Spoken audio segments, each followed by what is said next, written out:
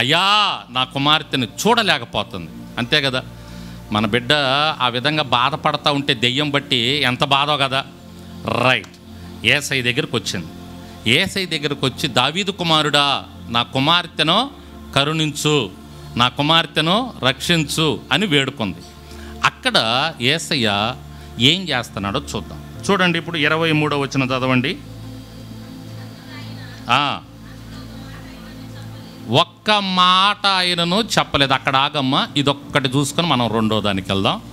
మూడోది చెప్పి నేను ముగిచ్చేస్తాను ముచ్చటగా, 10 నిమిషాల్లో ముగిస్తా, జాగ్రత్తగానండి. ఫస్ట్ మొట్టమొదట నీ దగ్గరికి ఎవరైనా వచ్చారు, వచ్చి గ్లాసు మంచినీళ్ళు అడిగారు. నువ్వు మంచినీళ్ళు ఇవ్వగలవు, నీ దగ్గర మంచినీళ్ళు ఉండయి, నీ ఇంట్లోనో నీ దగ్గర. నిన్ను వచ్చి మంచినీళ్ళు అడిగారు. నిన్ను అడిగినప్పుడు మౌనంగా ఉన్నావు అనుకో, వాళ్ళకి ఎలా ఉంటుంది చెప్పండి, ఎలా ఉంటుంది? లేదా ఎవరినన్నా ఏదన్నా ఒక ప్రశ్న అడిగావు నువ్వు, నేను ఇప్పుడు మిమ్మల్ని ఏదన్నా అడుగుతా, అడిగినప్పుడు మీరు సైలెంట్గా ఉన్నారనుకో, ఎలా ఉంటుంది చెప్పండి నాకు, ఎలా ఉంటుంది? కోపం వస్తుంది. కోపం వస్తుందా రాదు? మీ ఇంట్లోనే సరే, మీ భర్తో మీ భార్యో మీ పిల్లలో ఒకసారి అడిగారు, సమాధానం చెప్పలా. రెండోసారి అడిగారు, సమాధానం చెప్పలా. మూడోసారి అడిగారు, ఆహా చెప్పలా. అసలు మీరు మౌనంగా ఉండారండి, ఒక్క మాట కూడా మాట్లాడలేదు. ఇప్పుడు మీకు ఎలా ఉంటుంది చెప్పండి? ఎంత కోపం వస్తుంది. ఎంత అడుగుతున్నా చెప్పవేంది అని అంటారా అనరా? అంటారా అనరా చెప్పండి? కోపం వస్తుందా రాదా? చూడండి, ఇక్కడ ఈ కనాను స్త్రీ యేసయ్యను అడుగుతుంటే మౌనంగా ఉన్నాడంట. యేసయ్య ఏం మాట్లాడలా. అంటే దాని అర్థం ఏంటంటే, ఈమెకు కోపం వస్తుందా రాదా? ఈమెకి ఎంత మాత్రం కోపం వస్తుంది? అసలు కోపం వస్తుందా రాదని మౌనంగా ఉన్నాడు. కొన్నిసార్లు కూడా మనం ఏదన్నా ప్రార్థన చేసినప్పుడు మనకు సమాధానం రాదు. అర్థమవుతుందా? స్తోత్రం చెప్పండి. అయ్యా నాకు ఈ అవసరం తీర్చయ్యా, సమాధానం రాదు. ఒకరోజు చేస్తావు, 2 రోజులు చేస్తావు, వారం రోజులు చేస్తావు, అసలు సమాధానం రాలా.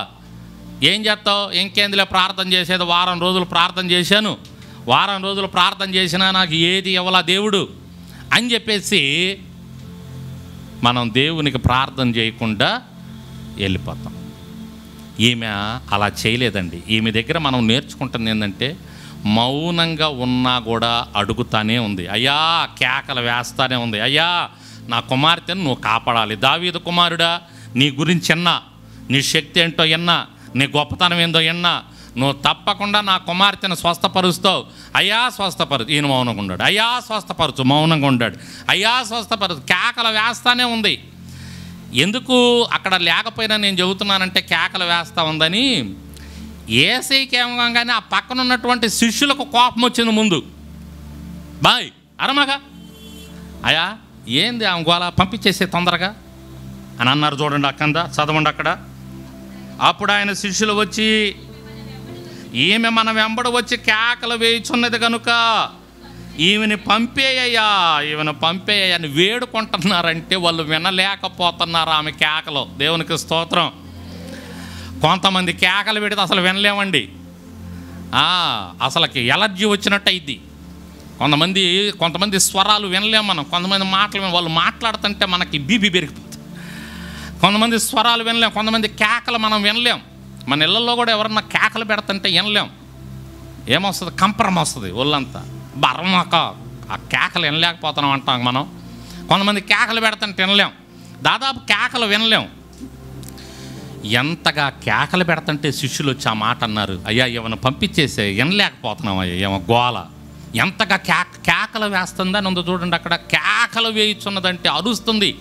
దావీదు కుమారుడా, ఆమె కుమార్తె మీద ఆమెకున్న ప్రేమ, కుమార్తెకి ఆమె దెయ్యం బట్టి ఉంది, గిలగిలగిలా కొట్టుకుంటుంది, గందరగోళం చేస్తుంది, తనకు తానే కొట్టుకుంటుంది, చూడలేకపోతుంది. ఎన్నో ప్రయత్నాలు చేసింది, దారాలు కట్టింది, తాళ్ళు కట్టింది, చీపిర్లు కట్టింది, ఇంటికి గుమ్మాలకు కట్టింది, పూసింది, రాసింది, ఎన్నో చేసింది. పోల అన్యురాలు యేసయ్య గురించి వింది, దావీదు కుమారుడని వింది. యేసయ్య దగ్గరికి వచ్చింది. యేసయ్య దగ్గరికి వచ్చి ఏం చేస్తూ ఉంది? యేసయ్య దగ్గరికి వచ్చి అయ్యా అని కేకలు వేస్తుంది. మౌనంగా ఉన్నాడు, కేకలు వేస్తుంది. మౌనంగా ఉన్నాడు, కేకలు వేస్తుంది. ప్రార్థన చెయ్యి, చేస్తానే ఉండు. ఆయన మౌనంగా ఉంటాడు. చెయ్యి చేస్తానే ఉండు. దేవుడు నీ జీవితంలో కార్యము జరిగించిన దాకా చేస్తానే ఉండు. దేవునికి స్తోత్రం. కార్యాలు జరిగించిన దాకా చేస్తానే ఉండు. చెయ్యి, కేకలు వేయి, కేకలు వేయి. ఆయన మౌనంగా ఉన్నట్టు ఉంటుంది, కానీ కేకలు వేయి. దేవుడు మౌనంగా ఉంటాడా? మౌనంగా ఉంటాడండి? కాసేపు ఉంటాడు. ఎంతవరకు కేకలేస్తుందో చూద్దాం నా బిడ్డ, ఎంతవరకు అరిచిద్దో చూద్దాం నా బిడ్డని. కాసేపు ఉంటాడు. కింద స్వస్థపరిచాడు. తగిన సమయంలో నీ కేకలు వ్యర్థంగా అయిపోవు. నువ్వు ఎక్కడ కేకలు పెట్టుకున్న వ్యర్థమైపోతాయేమో, కానీ రాజకీయ నాయకుల దగ్గర నువ్వు కేకలు పెట్టుకుంటే వ్యర్థమైపోవచ్చు. వాళ్ళు అధికారంలో ఉన్నంతవరకు ఆ కేకలు పనిచేస్తాయి. ఇప్పుడు చూడండి, మొన్నటిదాకా అధికారంలో ఉన్నటువంటి వారు, వారి దగ్గర ఉన్నటువంటి వారు వారి అరుపులు విన్నారు, వారికి సహాయం చేశారు.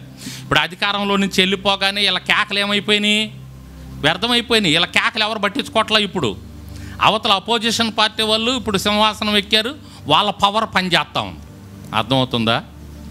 కాబట్టి కేకలో ఈ లోకంలో ఎక్కడ పెట్టుకున్న వ్యర్థమైపోతాయేమో, దేవుని దగ్గర పెట్టిన నీ కేక వ్యర్థం కాదు.